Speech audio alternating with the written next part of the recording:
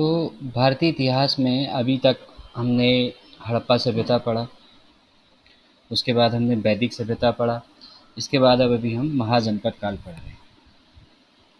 तो हड़प्पा सभ्यता के समय में तुम लोगों ने देखा होगा कि हड़प्पा सभ्यता को क्या कहा जाता है, प्रथम नगरीकरण का काल भी कहा जाता है। ठीक है। उसके बाद महाजनपद काल में द्वितीय नगरीकरण का काल होता है। तो प्रथम नगरीकरण, द्वितीय नगरीकरण, उसके बाद आगे तुर्क आक्रमण होता है। ठीक है। तुर्क आक्रमण के बाद तृतीय नगरीकरण भारत में होता है। तो इन सब के बारे में, तृतीय नगरीकरण जब आएगा तब उसके बारे में बात करेंगे। और अभी जो है हम लोग प्रथम और द्वितीय नगरीकरण को कंपैरिजन करते हुए चलते हैं। तो देखो, अगर हम भारतीय इतिहास की टाइमलाइन बनाएं, एक ग्राफ जैसा हम लोग बनाएं अगर, तो क्या होगा आपको पता पड़ेगा कि पहले हड़प्पा सभ्यता के समय में क्या थे, उससे पहले क्या थे, यहाँ पर गांव थे या शहर थे, ये तो हमें पता नहीं है। लेकिन हड़प्पा सभ्यता में हमें जो स्थल मिले, उस समय क्या हुआ, हमें जो है क्या मिले, नगर मिले। तो ये हो गया आपका। हम मानते हैं कि हड़प्पा सभ्यता के समय में नगरीकरण जो है अपनी चरम सीमा पर था। उसके बाद नगरीकरण जो है आपका जो समाज हो गया हड़प्पा सभ्यता के बाद, वो कैसा समाज हो गया, ये देखो, ये हड़प्पा सभ्यता आपका दिखा रहा है, लास्ट हड़प्पा सभ्यता। इसके बाद जो है आपका सभ्यता ग्रामीण होने लगी, लोग कबीले के रूप में रहने लगे। तो इस जगह से धीरे धीरे धीरे क्या होने लगा, नगरीकरण का क्या होने लगा, आपका विनाश होने लगा। ठीक हो गया। और धीरे धीरे जो है सभ्यताएं कैसी होने लगी, ग्रामीण होने लगी। तो अब उसके बाद जो है सन 600 बीसी के आसपास जो है आपका वैदिक काल खत्म हो जाता है, उत्तर वैदिक काल। तो क्या होता है आपका कि नगरीकरण एक बार फिर से जो है वो शुरू होता है। ठीक है। और मौर्य काल में, ठीक है, मौर्य काल में ये नगरीकरण बिल्कुल अपने चरम सीमा पर पहुंच जाता है। इसके बाद जो है मौर्यों के बाद जो है फिर सभ्यताएं जो है वो क्या होती हैं आपकी, फिर जो है ग्रामीण सभ्यता, यानी कि फिर नगरीकरण का एक तरीके से विनाश हुआ। उसके बाद जो है आगे जो है यहाँ तुर्क आक्रमण होता है। और तुर्क आक्रमण के बाद जो है क्या होता है आपका, फिर से नगरीकरण आपका प्रारंभ होता है। तो देखो, ये जो काल था हमारा, यहाँ पर जब हड़प्पा सभ्यता अपने पीक पर रही होगी, तो इस समय जो है हमारा हड़प्पा सभ्यता थी। तो ये जो समय है आपका, ये कौन सा है, हड़प्पा सभ्यता। तो हड़प्पा सभ्यता में क्या हुआ, नगरीकरण धीरे धीरे धीरे धीरे जो है अपने चरम सीमा तक पहुंचा, उसके बाद धीरे धीरे समाप्त होने लगा। फिर उसके बाद हमने उत्तर वैदिक काल और एक वैदिक पूर्व वैदिक काल पढ़े थे, यानी कि पूरा वैदिक काल था। तो पूरे वैदिक काल में हमने कहीं भी नगरीकरण की चर्चा नहीं की, कहीं पर भी नगरीकरण नहीं हुआ था। सन 600 बीसी में जो है आपका एटा के अतरंजी खेड़ा में क्या हुई थी, लोहे की खोज हुई थी सन 600 बीसी। ठीक है, यहाँ पे मैं 600 बीसी लिख दे रहा हूँ। ठीक है। तो सन 600 बीसी में जब लोहे की खोज हुई, तो उसके बाद धीरे धीरे धीरे धीरे जो है नगरीकरण बढ़ने लगा। और आपका महाजनपद काल में नगरीकरण जो है आपका, ये महाजनपद काल। तो महाजनपद काल में धीरे धीरे आपका नगरीकरण जो है वो फिर से होने लगा। उसके बाद नगरीकरण का फिर विनाश हुआ। फिर यहाँ पर जो है क्या हुआ, तुर्क आक्रमण हुआ। ठीक है। तुर्क आक्रमण के बाद फिर जो है आपका तृतीय नगरीकरण जो है वो स्टार्ट होने लगा। इतनी चीज़ समझ में आई। ये प्रथम नगरीकरण यहाँ पर चरम पर है, यहाँ पर द्वितीय नगरीकरण चरम पर है, यहाँ तृतीय नगरीकरण चरम पर होगा। इतना समझ में आया या नहीं आया? आगे। ठीक हो गया। अच्छा, अब जो है हम ये जो नगरीकरण है इसको हम क्या कर रहे हैं, अलग अलग काल के अलग अलग काल में नगरीकरण जो है वो अपनी चरम सीमा पर था। तो जब इतिहास में सबसे पहले हमें नगरीकरण देखने को मिला, तो इस पीरियड में मिला, हड़प्पा सभ्यता। तो इसको हमने प्रथम नगरीकरण का युग कह दिया या प्रथम नगरीकरण कह दिया। उसके बाद हमें महाजनपद काल में दूसरी बार नगर मिले, तो हमने इसको द्वितीय नगरीकरण कह दिया। फिर उसके बाद जो है तुर्क आक्रमण के बाद जो है हमने देखा कि नगरीकरण फिर से हुआ, तो उसको हमने तृतीय नगरीकरण का काल कह दिया। अच्छा, तो ये नगरीकरण जो है वो बढ़ता गया, फिर उसके बाद जो है ग्रामीण होता गया। क्यों? क्योंकि कई बार जो है अच्छे खासे बसे हुए जो नगर थे वो आपदा के कारण ख़त्म हो गए, युद्धों के कारण ख़त्म हो गए, महामारियों के कारण ख़त्म हो गए। तो इस तरह से आपका नगरीकरण और आपका एक तरीके से विनगरीकरण की प्रक्रिया चलती रही। तो नगरीकरण, विनगरीकरण, फिर नगरीकरण, फिर विनगरीकरण, इस तरह से चलता रहा। अच्छा, अब हम लोग आगे बात करते हैं इसी टॉपिक पे। तो क्या हुआ कि नवपाषाण काल में गाँवों का विकास हुआ। ये जो है नवपाषाण काल था, ठीक है। तो उसके बाद जो है धीरे-धीरे जो है क्या हुआ, गाँव से शहर बनने लगे। अब नगरीय क्रांति का या नगरीकरण जो शब्द है, ये सबसे पहले किसने यूज़ किया था? आपको पहले भी बताया मैंने, सर गार्डन चाइल्ड ने। तो गार्डन चाइल्ड ने क्या कहा था? गार्डन चाइल्ड ने कहा था कि भई आपका नवपाषाणिक सॉरी नगरीकरण शब्द का भी इन्होंने प्रयोग किया था। अर्बन रिवॉल्यूशन नाम की किताब थी। कौन सी किताब थी? Urban urban revolution.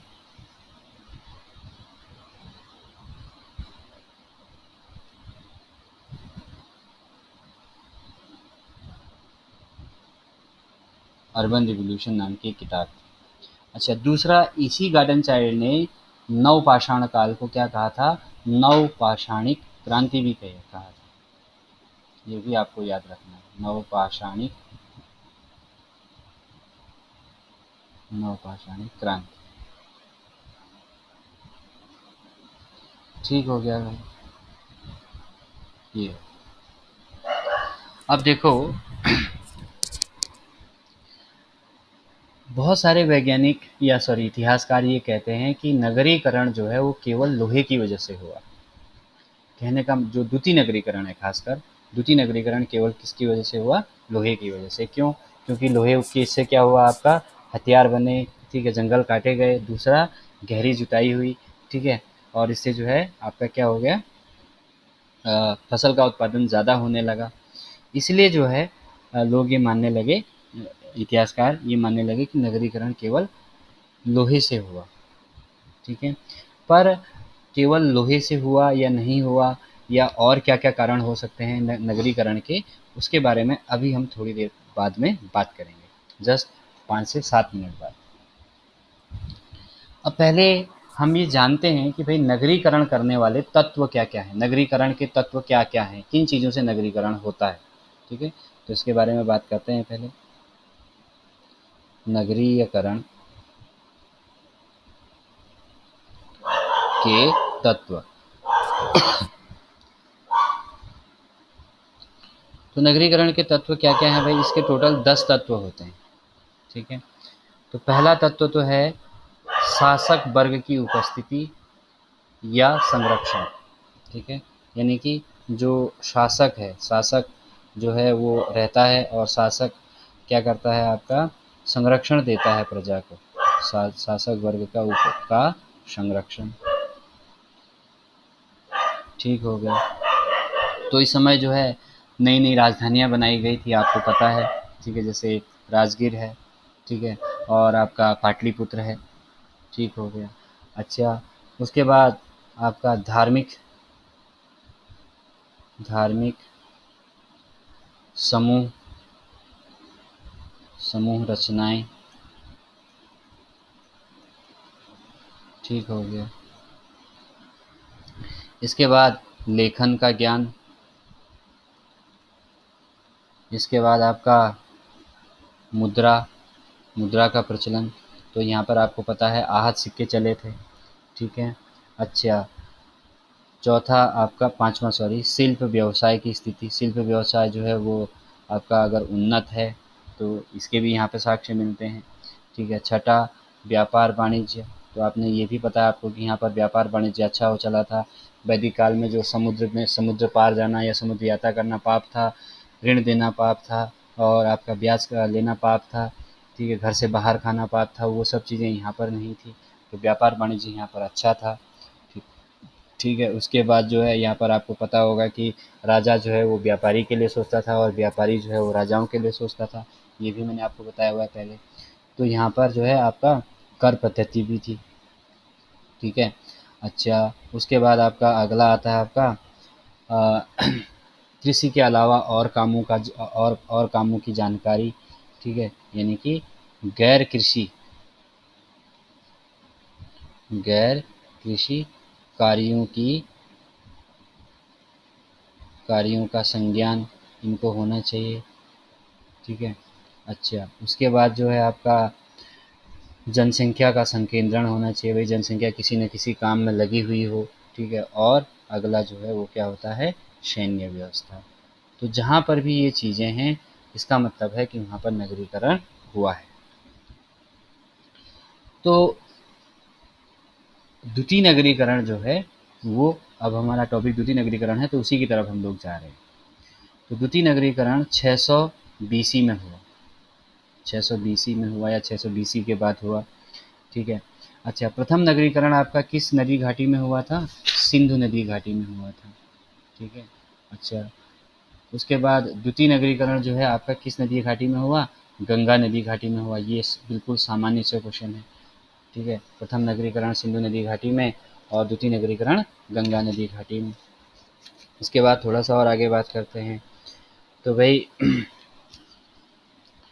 आपका उत्तर वैदिक काल में, इसके बीच में भी जो है वैदिक काल, और आधा काल वैदिक काल और आधा काल उत्तर वैदिक काल।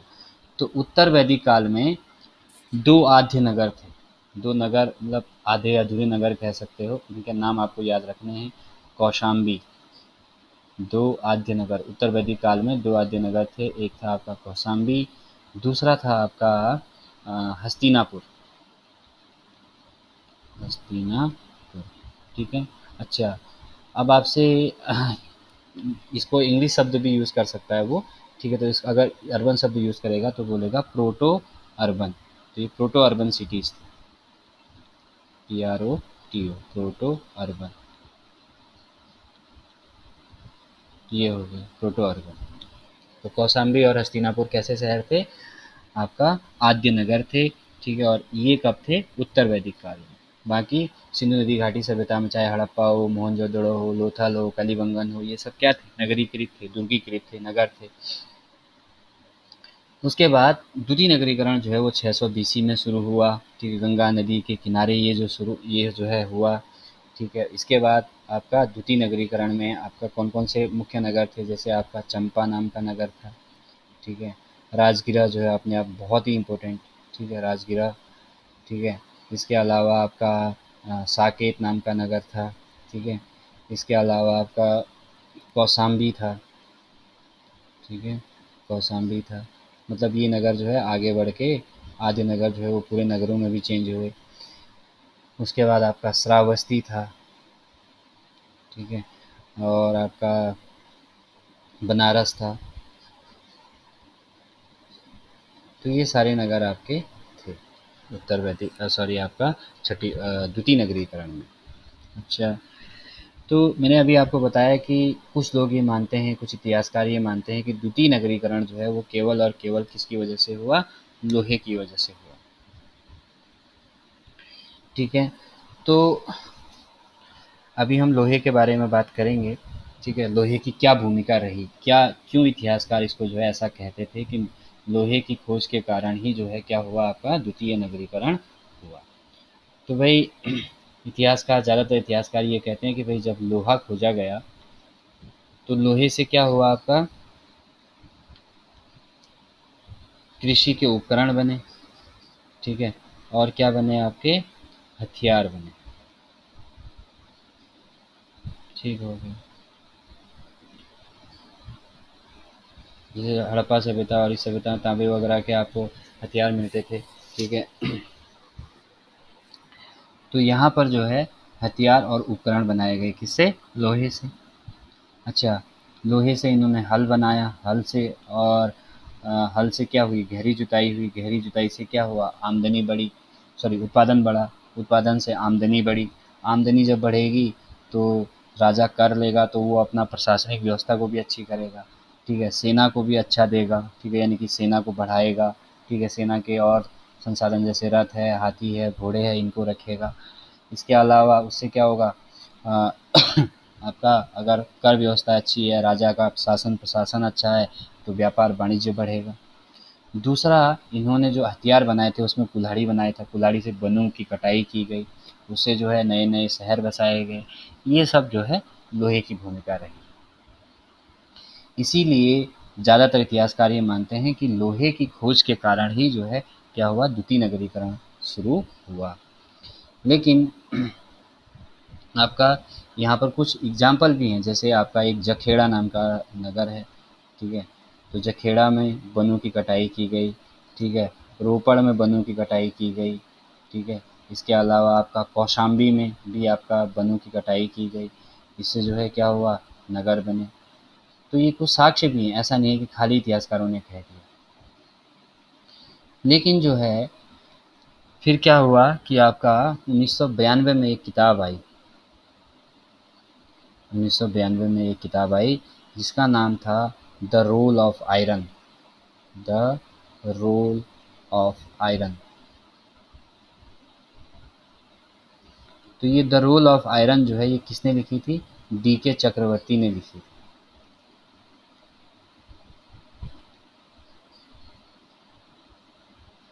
डी के चक्रवर्ती ने, ठीक हो गया। अच्छा,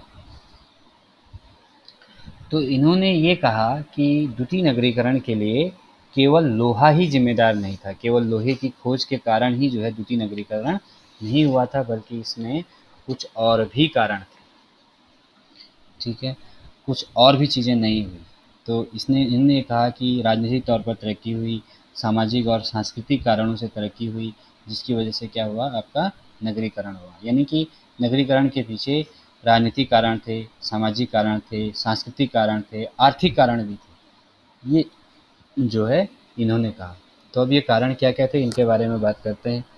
ठीक हो ठीक हो गया। तो जो पहला कारण है, ठीक है, पहला कारण हम आते हैं किस पर, कृषि पर, ठीक है। तो कृषि में क्या हुआ था भाई, कृषि में तो आपको पता ही है, ठीक है। लोहे के हल लगाए गए, लोहे के हल से गहरी जुताई हुई, जिससे जो है क्या हुआ आपका गहरी जुताई से फसल अच्छी हुई। पर जैसा अभी मैंने आपको ये जब मगध साम्राज्य के उत्कर्ष के कारण पढ़ाए थे, तो वहाँ भी मैंने आपको ये बात बताई थी कि गहरी जुताई हुई, गहरी जुताई होने से क्या हुआ, आपका नए या फसल का जो है बहुत ज़्यादा उत्पादन हुआ, जिससे क्या हुआ कि साम्राज्य के पास जो है या राज्य में जो है लोग भूखे नहीं रहे।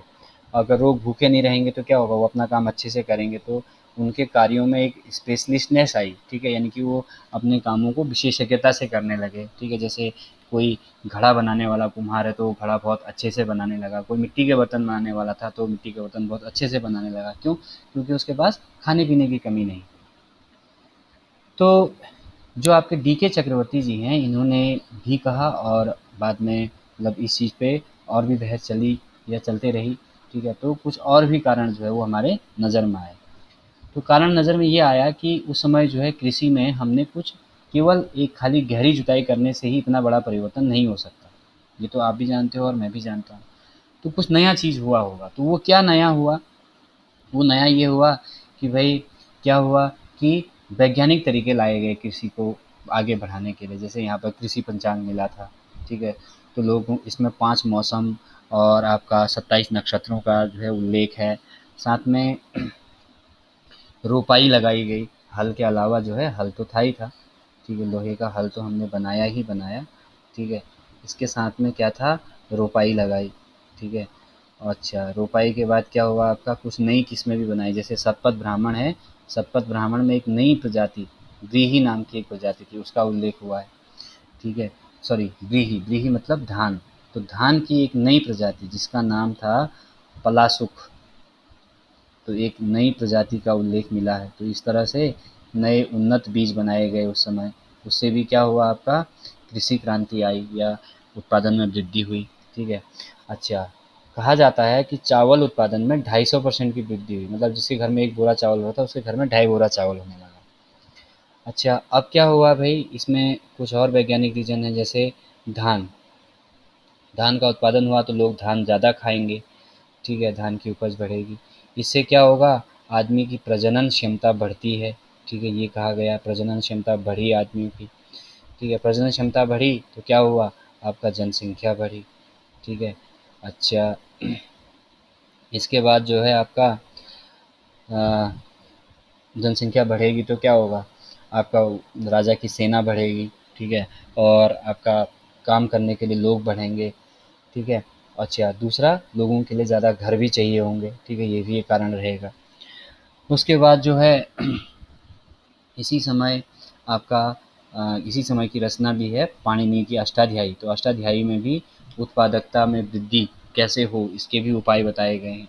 यानी कि आपका उत्पादकता बढ़ाने के लिए और भी प्रयास किए गए, जिसकी वजह से क्या हुआ, उत्पादकता बढ़ी। तो एक तो ये हो गया कृषि कारण में। अच्छा, उसके बाद दूसरा इन्होंने क्या किया, दोहरा फसल चक्रों का उपयोग किया, ठीक है, बहुविध फसलें उगाई, ठीक है, जैसे मूँग, चना, सरसों, गन्ना, ठीक है, इनका उत्पादन इन्होंने किया। एक के साथ एक फसल, दो एक खेत में 2 फसल, एक बार में 2 फसल लेना, ठीक है, इस तरह का काम इन्होंने किया, ठीक है। तो जिसके क्या, और आपका जो पाली ग्रंथ है, ठीक है, पाली भाषा में बौद्ध ग्रंथ होते हैं, ठीक है, और जो प्राकृत ग्रंथ हैं जिनको जो जैन ग्रंथ होते हैं, तो जैन ग्रंथों में और बौद्ध ग्रंथों में क्या कहा गया है, खाद का प्रयोग, खाद के प्रयोग का जिक्र है। तो लोगों ने जो है कृषि को बढ़ाने के लिए खाद का भी प्रयोग किया। तो इन सब वजहों से क्या हुआ, आपका अतिरिक्त उत्पादन हुआ। तो जब अतिरिक्त उत्पादन हुआ तो उसका यूज़ कहाँ हुआ, जनसंख्या की का जो उदर पूर्ति है वो हुई, उनका पेट भरा, ठीक है। उदर पूर्ति होने से क्या हुआ, योग्यता का प्रयोग जो है वो ज़्यादा अच्छे से हुआ, ठीक है। लोगों के कामों में विशेषीकरण आया, ठीक है, शिल्प विशेषीकरण आया, व्यापार विशेषीकरण आया, ठीक है। उसके बाद आपका जब उत्पादन बढ़ गया तो कर से क्या हुआ, राजस्व भी बढ़ गया राजा का, ठीक है, कर से क्या हो गया, राजा का राजस्व भी बढ़ गया। अच्छा, उसके बाद राजा जो है वो सैनिक और जो प्रशासनिक खर्च थे, सैन्य खर्च और प्रशासनिक खर्चों में वो बढ़ोतरी करने लगा, यानी कि राजा का जो शासन है, प्रशासन है, वो क्या हो गया, अच्छा हो गया। तो इससे भी क्या हुआ, नगरीकरण बढ़ा। इसके बाद अगला कारण आता है आर्थिक कारण, ठीक है, आर्थिक कारण में कृषि था, सॉरी, ठीक हो गया। इसके बाद आता है आपका मुद्रा, ठीक हो गया। तो मुद्रा, यहाँ पर आपको पता है कि भाई मुद्रा जो है यहाँ पर कौन से सिक्के पाए थे, आहत सिक्के मिले थे, ठीक है। इन्हें हम क्या कहते हैं, आपका हाँ, ठीक हो गया, आहत सिक्के प्राप्त हुए थे। अच्छा, आहत सिक्कों के बाद यहाँ पर जो है दूसरे टाइप, जब आहत सिक्कों का चलन खत्म हो गया तो उसके बाद जो है यहाँ पर क्या मिले आपके, पंचमार्क सिक्के मिले, ठीक है। ये सिक्के कैसे थे, आपके चांदी के थे, और आपके किसके थे, नहीं, सॉरी, आहत सिक्कों को ही पंचमार्क कहा जाता है। आहत सिक्कों को क्या कहा जाता है, पंचमार्क कहा जाता है। जब इन सिक्कों का चलन खत्म हो गया तो फिर नए सिक्के आए, ठीक है, इस सिक्कों को कहा जाता है कारसापण, क्या कहा जाता है, कारसापण। तो सबसे प्राचीनतम सिक्के कौन थे, तो आपका पंचमार्क या आहत सिक्के। उसके बाद कौन से सिक्के आए, कारसापण सिक्के आए। ये जो कारसापण सिक्के हैं ये 2 धातुओं के बनते थे, एक तो चांदी का बनता था, जो चांदी का होता था वो आपका 180 ग्रेन का होता था भाई, और जो तांबे का होता था, ठीक है, वो होता था आपका 146 ग्रेन का होता था। ये आपको याद रखना है, ये पूछता है डायरेक्ट। कारसापण चांदी वाला जो है 180 और तांबे वाला 146 का होता था। अच्छा, तो इनका ये कारसापण के बारे में हमें कहाँ से मिलता है भाई, वैद्य बौद्ध ग्रंथ और जैन ग्रंथ। तो पाली भाषा के जो ग्रंथ हैं वो कैसे हैं, बौद्ध ग्रंथ, ठीक है। तो पाली ग्रंथ और आपका प्राकृत भाषा के जो ग्रंथ हैं यानी कि जो जैन ग्रंथ हैं, इनसे हमें इन कारसापण और के बारे में पता चलता है, ठीक हो गया। तो भाई ठीक है, व्यापार वाणिज्य भी यहाँ पर अच्छा था, ठीक है, कृषि भी अच्छी थी। दूसरा यहाँ पर सिक्के भी चलने लग गए थे। सिक्के क्यों चलते थे, विनिमय के लिए। उसके बाद जो है आपका शिल्प, शिल्प व्यवसाय अच्छा होना चाहिए। पांचवा कारक मैंने आपको ऊपर लिखाया था, देखो, ठीक है, अगर लिखा है तो ये शिल्प। तो अगर शिल्प अच्छा होगा तो नगरीकरण भी अच्छा होगा भाई। तो बौद्ध के जो जातक ग्रंथ हैं, बौद्ध धर्म के जो जातक ग्रंथ हैं, उसमें तो शिल्प व्यवसायों की पूरी एक सूची है, ठीक है। तो इसमें एक शब्द का यूज हुआ है श्रेणी, किस शब्द का यूज हुआ है, श्रेणी। तो श्रेणी शब्द क्या था, श्रेणी क्या होता था, श्रेणी होता था एक ही प्रकार का काम करने वाले, व्यवसाय करने वाले लोगों का समूह। जैसे मान लो कि आजकल क्या होता है कि प्राइमरी के जो टीचर होते हैं उनका प्राइमरी शिक्षक संघ होता है, जूनियर में जो टीचर होते हैं उनका जूनियर शिक्षक संघ होता है, ठीक है। इसी तरह से व्यापारियों का अलग जो है देवभूमि व्यापार मंडल करके मंडल व्यापार होता है। तो इसी तरह से जैसे कोई उस समय का जो मान लो कि आपका बढ़ई था तो बढ़इयों का अपना एक संघ होता था, लोहारों का अलग एक संघ होता था, चर्मकारों का एक अलग संघ होता था, कुंभकारों का यानी कि कुम्हारों का एक अलग संघ होता था। तो इस तरह से अलग अलग श्रेणियाँ थी। तो श्रेणी क्या था? एक प्रकार का व्यवसाय करने वाले लोगों का समूह था, एक यूनियन था। अब ये श्रेणी क्या करती थी? ये श्रेणी जो है इसके बहुत मुख्य काम होते थे इसके। जैसे आज भी क्या होता है, मान लो जैसे बीच में लॉकडाउन लगा था, दुकानें नहीं खुल रही थी, तो दुकान खोलने के लिए सरकार पे प्रेशर कौन डाल डाल रहा था? व्यापार मंडल के लोग। तो वैसे ही जो है ये श्रेणी भी जो है काम करती थी, माप तौल की इकाई बनाती थी, मुद्रा की इकाई बनाती थी, कीमत का निर्धारण करती थी। अगर कोई मजदूरी पे आप किसी को नौकरी पे रख रहे हो तो उसको कितना वेतन दोगे उसका निर्धारण करती थी। सामाजिक और नैतिक नियम बनाती थी, भई आप समाज में किस तरह से हमें रहना है, ठीक है, क्या हमारी नैतिकता होगी, ठीक है। मान लीजिए कि कोई व्यक्ति जो है वो 3 दिन मतलब इस समय इस काल में अगर कोई व्यक्ति 1 महीने नौकरी पे नहीं आता है तो उसके केस में क्या होगा, ठीक है। या 1 महीने में 2 ही दिन आता है तो उसकी सैलरी मार लोगे या उसे दोगे, इस तरह की क्या नैतिक क्या सामाजिक नियम होंगे, वो सब जो है ये निर्धारण करती थी कौन? श्रेणी। अच्छा, इस श्रेणी का एक हेड होता था, ठीक है। जैसे आज व्यापार मंडल में क्या होता है? अध्यक्ष होता है। तो वैसे ही श्रेणी का भी क्या होता था? एक अध्यक्ष, एक मुखिया होता था, जिसको हम क्या बोलते थे? श्रेष्ठी बोलते थे, श्रेष्ठ। तो श्रेणी का अध्यक्ष श्रेष्ठी। अच्छा, उसके बाद जो व्यापार करते थे यानी कि जो खरीद फरोख्त करते थे, जो एक जगह से सामान को दूसरी जगह बेचते थे, खरीदते थे, तो व्यापारियों का जो श्रेणी होता था, व्यापारियों का जो प्रमुख होता था, उसे क्या कहते थे? सार्थवाह कहते थे। तो सार्थवाह व्यापार मंडल का अध्यक्ष होता था उस समय। ठीक हो गया।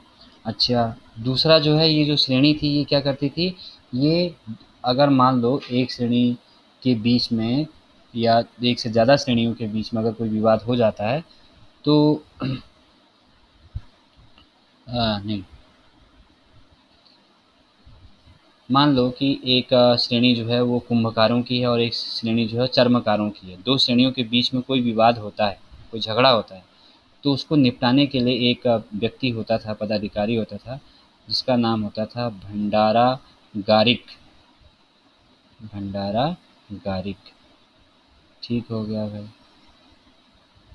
अच्छा, बड़े जो महानगर होते थे, जैसे मान लो रामनगर में, रामनगर छोटा नगर है तो वहाँ का खाली व्यापार मंडल हो गया। अच्छा, हल्द्वानी बड़ा शहर है, दिल्ली बड़ा बड़ा शहर है तो वहाँ का क्या हो गया? व्यापार महामंडल हो गया। तो उसी तरह से छोटे जो व्यापार श्रेणी होते थे, ठीक है, तो उन या छोटे जो व्यापारी व्यापारी जो होते थे उनका समूह क्या कहलाता था? सार्थवाह कहलाता था। अच्छा, ब, नहीं, हाँ ठीक है। अच्छा, उसके बाद जो बड़े महानगर होते थे, ठीक है, वहाँ पर जो व्यापारिक श्रेणी होती थी उसको क्या बोला जाता था? महाश्रेणी बोला जाता था। व्यापारिक श्रेणी को, बड़े नगरों की व्यापारिक श्रेणी को महाश्रेणी कहा जाता था। अच्छा, इसके बाद बात करते हैं किसकी? आपका व्यापार एवं वाणिज्य की। तो व्यापार और वाणिज्य में आपका क्या होना चाहिए? सॉरी, व्यापार वाणिज्य तो हो चुका है। उसके बाद होना चाहिए था लिपि। तो देखो भाई, इस समय जो है ताम्र लिपि मिली है, ठीक है, क्या मिली है?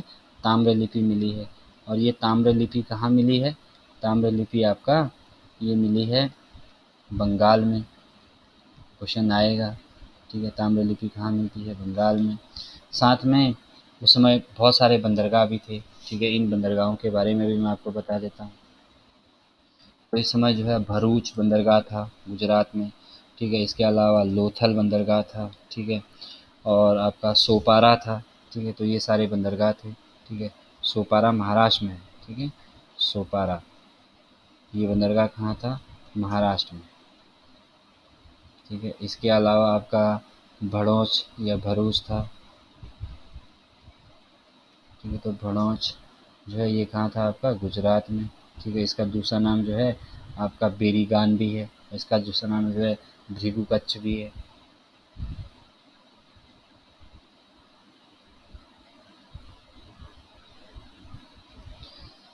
ठीक हो गया भाई। अच्छा, इसके अलावा व्यापार वाणिज्य में आपका एक जो है आपका बाबे रुजातक नाम की एक किताब है। क्या नाम है किताब का? बाबे रुजातक। बाबेरू जातक। तो बाबेरू जातक नाम की जो पुस्तक है, ठीक है, इस पुस्तक में क्या कहा गया है, इस पुस्तक में ये कहा गया है कि भारत के लोग क्या करते थे, मध्य एशिया में मोर और कौवा बेच के आते थे। ठीक है, तो इससे पता लगता है कि उस समय जो है विदेशी व्यापार भी था। इससे भी सिद्ध होता है कि द्वितीय नगरीकरण का काल था ये। ठीक हो गया भाई। इसके बाद थोड़ा सा और आगे बात करते हैं। ये पूछेगा आपसे किस किताब में ये कहा गया है कि भारतीय जो है वो महाजनपद काल में मोर और कौवे मध्य एशिया में बेच के आते थे, तो बाबेरू जातक। फिर आता है राजनीतिक कारण। तो राजनीतिक कारण भी क्या था, इस समय के जो आपके क्या थे, शासक थे, उन्होंने क्या किया था, अप, अपनी राजधानियाँ बनाई थी। ठीक है ना। तो जैसे आपने देखा होगा कि भाई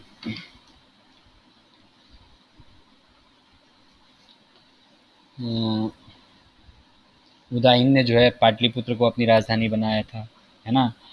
और ऐसी जो है शिशुनाग ने जो है वैशाली को अपनी राजधानी बनाया था। तो राजाओं ने क्या किया था, अपनी राजधानियों का और आपका क्या किया था, प्रशासनिक नगरों का क्या किया था, आपका निर्माण किया था। तो क्या बनी थी इस समय, राजधानियाँ बनी थी। ठीक है, इससे भी क्या हुआ, आपका नगरीकरण को बल मिला। दूसरा आपका क्या था यहाँ पर, प्रशासनिक नगर बने थे, प्रशासनिक नगर बने थे। इससे भी क्या हुआ, नगरों का निर्माण हुआ या नगरीकरण को बढ़ावा मिला। ठीक है। अच्छा, दूसरा जो है राजाओं ने क्या किया, कृषि, व्यापार, वाणिज्य, इनका संरक्षण किया। लोगों को जो लोग इस काम को करते थे, कृषि को करने वालों को, व्यापार को करने वालों को, शिल्प वाले जो लोग थे, उनको सबको जो है क्या किया, संरक्षण दिया। ठीक हो गया। उसके बाद सांस्कृतिक और धार्मिक कारण आते हैं। तो सांस्कृतिक और धार्मिक कारण में क्या होता है कि इस समय राजाओं ने क्या किया, चैत्य बनाए, ठीक है, विहार बनाए, और क्या बनाए, आपके स्तूप बनाए। अभी आगे पता चलेगा ये भी। तो इससे भी जो है नगरीकरण को क्या हुआ, बढ़ावा मिला। ठीक है। और इस समय जो है कुछ नगर केवल व्यापार के लिए थे, कुछ व्यापारिक नगर बसाए गए। जैसे आपका काम्बोज था, ठीक है, व्यापारिक नगर था। ठीक है। इसके अलावा आपका काशी था, ठीक है, ये भी क्या था, व्यापारिक नगर था। इसके अलावा आपका कौशाम्बी था, ये भी क्या था, आपका व्यापारिक नगर था। इसके अलावा आपका गांधार था, ये भी व्यापारिक नगर था। तो इस तरह से राजाओं ने जो है व्यापारिक नगर बसाए, राजधानियाँ बसाई, प्रशासनिक नगर बसाए, चैत्य बनाए, विहार बनाए, स्तूप बनाए। तो इन सब से नगरीकरण को बल मिला। अब राजधानियाँ इन्होंने राजनीतिक हित के लिए बनाई, ठीक है। अच्छा, चैत्य, विहार और स्तूप जो है वो सांस्कृतिक और धार्मिक कारण से बनाए। व्यापारिक नगर जो है व्यापार को बढ़ावा देने के लिए बढ़ाए। तो इसलिए जो है ये व्यापारिक कारण में आ गया। ठीक है, संस्कृति को बढ़ाने के लिए या धर्म को या धार्मिक कारणों से चैत्य, विहार, स्तूप बनाए, तो ये धार्मिक कारण में आ गया। ठीक है। तो इस तरह से आपका द्वितीय नगरीकरण जो है वो केवल और केवल लोहे पर न हो करके किस पर आधारित था, लोहे के अलावा और कारणों पर भी आधारित था, जिसमें आपका आर्थिक कारण थे, व्यापारिक कारण थे, सामाजिक कारण थे, राजनीतिक कारण थे और धार्मिक कारण थे। प्रथम नगरीकरण जो है वो सिंधु नदी के किनारे हुआ था। द्वितीय नगरीकरण जो है वो गंगा नदी के किनारे हुआ। ठीक है। नगरीकरण शब्द जो है गार्डन चाइल्ड ने जो है वो दिया था। ठीक है, उसकी किताब थी अर्बन रिवोल्यूशन। ठीक हो गया। उत्तर वैदिक काल में दो आद्य नगर थे जिनको हम कौशाम्बी और हस्तिनापुर नाम से जानते हैं। ठीक हो गया। अच्छा, आपका उसी तरह से जखेड़ा में हो गया, रोपड़ में हो गया, कौशाम्बी में हो गया, लोहे के प्रयोग से जंगल काटे गए थे, ये आपको पता है। फिर बाद में क्या हुआ, 1992 में डी के चक्रवर्ती की किताब आई, द रोल ऑफ आयरन। ये किताब का नाम याद रखना है, पूछेगा द रोल ऑफ आयरन नाम की किताब किसने लिखी, तो डी के चक्रवर्ती। इसी ये पूछ सकता है द अर्बन रिवोल्यूशन किसने लिखी, तो सर गार्डन चाइल्ड। तो इस तरह से यही इसमें क्या है, कुछ फैक्ट बेस्ड सवाल हैं जो आपको याद रखने हैं। ठीक है। ऐसे ही आ सकता है सोपारा कहाँ था, भड़ोज कहाँ था, इस तरह से ये सारी चीज़ें आपसे पूछ सकता है। पाणिनि की अष्टाध्यायी आप पहले भी पढ़ चुके हो। ठीक है, श्रेणी कौन होता था, ठीक है, महाश्रेणी कौन होता था, ठीक है, इसके अलावा आपका भंडारागारी कौन होता था, सारथवा कौन होता था, ठीक है, इस तरह से पूछ सकता है। पहले सिक्के कौन से थे, तो वो आपके आहत या पंचमार्क सिक्के थे। उसके बाद कौन से सिक्के आए, उसके बाद आपके कारसापण नाम के सिक्के आए। ये तांबे के भी होते थे, चांदी के भी होते थे। चांदी वाले 180 ग्रेन के होते थे, तांबे वाले 146 ग्रेन के होते थे। तो ये सब इसमें इम्पोर्टेंट सवाल है। समझ में आई बात? जी सर। ठीक हो गया।